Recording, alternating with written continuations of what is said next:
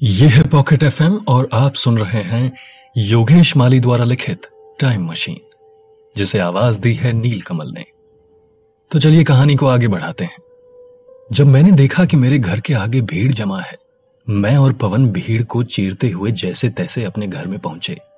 मैंने देखा मेरी मम्मी रोते हुए चली जा रही थी। हुस्ना डॉक्टर को फोन लगा रही थी। मेरे पापा बिस्तर पर पड़े हुए थे तथा राजकुमारी मेरे पापा के हाथ पैर घिस रही थी। मुझे कुछ समझ में नहीं आ रहा था। मैंने भीड़ को बाहर किया और दरवाजा झट से बंद किया। मैंने कहा, क्या हुआ मम्मी पापा को? हुस्ना ने मुझे कहा, अचानक तबीयत खराब हो गई। ना कुछ बोल रहे हैं, ना ही हिल रहे हैं, बस आंखें खुली हुई हैं। मैंने कहा, सारी मुसीबत मेरी सर पर ही क्यों आती है?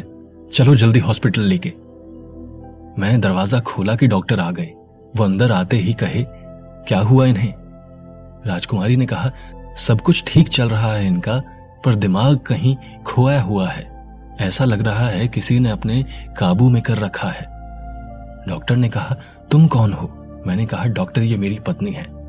डॉक्टर ने पापा को चेक किया, फिर थोड़ा गंभीर स्वर में कहा, इन्हें हॉस्पिटल में भर्ती कराना होगा। इनका बीपी नॉर्मल है, सांसें बराबर चालू हैं, पर दिमाग का शरीर पर कंट्रोल नहीं है। तुम्हारी बीवी ने सही कहा कि दिमाग ब्लॉक हो चुका है। अब ये कौन है? मैंने कहा, ये भी मेरी पत्नी है। डॉक्टर ने कहा, पर तुमने तो कहा कि ये वाली तुम्हारी पत्नी है। मैंने कहा, दोनों मेरी पत्नियां हैं। हो सके तो मेरे पापा को पहले हॉस्पिटल ले जाओ और इलाज शुरू करो। मम्मी और हुस्ना दोनों पापा के साथ हॉस्पिटल में गए। मैंने राजकुमारी से कहा, क्या हुआ और कैसे हुआ? राजकुमारी ने कहा, पता नहीं मुझे। वो लगभग 4 घंटे से एक ही जगह पर बैठकर मोबाइल चला रहे थे।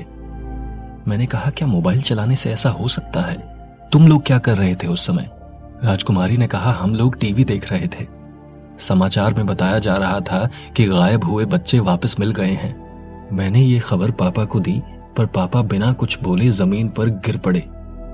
मैंने टीवी की तरफ देखा तो समाचार चालू ही था।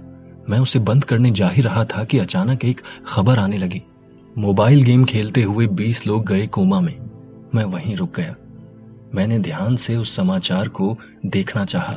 उस समाचार में बताया जा रहा था कि कुल 6 बच्चे, 11 नौजवान और 3 बुजुर्ग गेम खेलते हुए कोमा में चले गए। देश में इस गेम को खेलने के लिए पाबंदी लगाई जा रही है, पर यह गेम बंद करने में कंपनी असमर्थ है। गेम पर कंपनी ने खोया नियंत्रण। गेम को बंद नहीं किया जा सकता। गेम को किया किसी ने हैक। गेम खेलने वालों पर आई बड़ी समस्या। राजकुमारी ने मेरी ओर देखा और मैंने राजकुमारी को देखा। राजकुमारी ने तुरंत पापा का मोबाइल लाकर मुझे दिया। मैंने देखा मोबाइल में गेम अभी भी चालू है। मैंने देखा गेम ऑनलाइन खेला जा रहा है और मेरे पापा 5वें लेवल पर कैद थे। उस गेम में कई लोग अलग अलग जगह और अलग अलग लेवल पर कैद थे। गेम ऑनलाइन था, इसलिए साफ दिखाई दे रहा था। एक गेम का इंसान पर इतना प्रभाव मैंने ना ही पहले देखा था और ना ही कभी सुना था। ये कैसे हो सकता है? राजकुमारी ने कहा, यह गेम सिर्फ गेम नहीं बल्कि इस पर कोई जादुई प्रभाव दिखाई दे रहा है। अगर ऐसा ही रहा तो जो लोग इस गेम को खेलेंगे वो इसमें फंस जाएंगे। इस गेम का असर पूरी दुनिया के बच्चों और नौजवानों पर होगा। जरूर कोई है जो इंसानी दिमाग का नियंत्रण करके कुछ गलत करना चाहता है।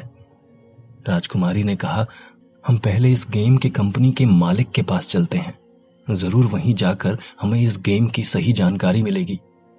मैंने कहा, पर पिताजी? राजकुमारी ने कहा, उनका ध्यान रखने के लिए हम लोग हैं। पापा को ठीक करने के लिए पहले तुम्हें उस गेम से पापा को आजाद कराना पड़ेगा। तुम जाओ और उस गेम पर किसका कंट्रोल है पता लगाओ, उसकी धुलाई करो और गेम से सभी को मुक्त कराओ। मैंने कहा, ठीक है, पर यदि मुझे कोई समस्या हुई तो? राजकुमारी ने कहा, तुम चाहो तो मुझे अपने दिमाग के संपर्क में रख सकते हो, क्योंकि मैं अब तुम्हारी पत्नी हूं और हम दोनों के पास ही शक्ति है। हम एक दूसरे को दिमाग के जरिए संपर्क में रख सकते हैं। मैंने राजकुमारी को गले से लगाया और वहां से निकल पड़ा। मैंने सबसे पहले उस गेम का नाम अपने मोबाइल के इंटरनेट पर डाला। उस गेम का नाम था एडवेंचर ऑफ लाइफ। ये गेम चाइना के किसी थर्ड क्लास कंपनी ने बनाया था, इसलिए उसे आसानी से हैक कर लिया गया था। मैंने उस गेम के कंपनी का पता लगाया तो पता चला कि भारत के मुंबई शहर में भी उसका एक कार्यालय है। मैं झट से उसी ओर चल पड़ा। मैं जैसे ही वहां पहुंचा तो काफी भीड़ लगी हुई थी। लोग उस कार्यालय पर पत्थरों की बारिश कर रहे थे और अपना गुस्सा निकाल रहे थे। मैंने झट से परियों का दिया हुआ कड़ा घिसा, जिससे मैं गायब हो गया। मैं सभी को देख सकता था, पर वो मुझे नहीं देख सकते थे।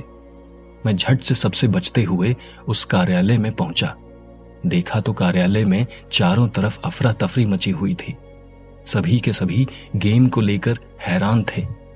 वहां पर बैठे धुरंधर और इंजीनियर गेम को ठीक कैसे करें उसकी चर्चा कर रहे थे। मैं वहीं खड़े होकर सुन रहा था, पर वो मुझे देख नहीं सकते थे। एक गेम के धुरंधर ने कहा, मैं गेम को खेल कर उन्हें छुड़ाने की कोशिश करता हूं। सभी तैयार हो गए। उसे वहां एक कुर्सी पर बिठाकर एक उपकरण उस पर लगाया गया और एक चश्मा उसे लगाया और गेम शुरू किया गया। सामने के लगे मॉनिटर पर वो दिखाई दे रहा था किस प्रकार उसने गेम के 3 लेवल पार किए और चौथे पर आते ही वो फंस गया। ऐसे ही करीब करीब 3 धुरंधर कोशिश किए, पर तीनों ही फंस गए। मैंने गेम की डिटेल की पुस्तक वहां से उठा ली और उनमें से एक उपकरण भी उठा लिया। उसे लेकर मैं उस कार्यालय से बाहर निकला। जल्दी से अपने घर लौटा तो देखा दरवाजे पर ताला लगा हुआ था। मैंने तुरंत ही अपने दिमाग पर जोर देकर राजकुमारी से संपर्क किया। मैंने राजकुमारी से पूछा कि वो कहाँ है। उसने कहा कि मैं अभी अस्पताल से घर आ रही हूँ। मैंने कहा मैं घर के बाहर हूँ, जल्दी आओ। राजकुमारी जल्दी से आई।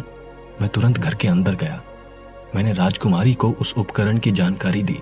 राजकुमारी और मैंने उस गेम की डिटेल पढ़ी।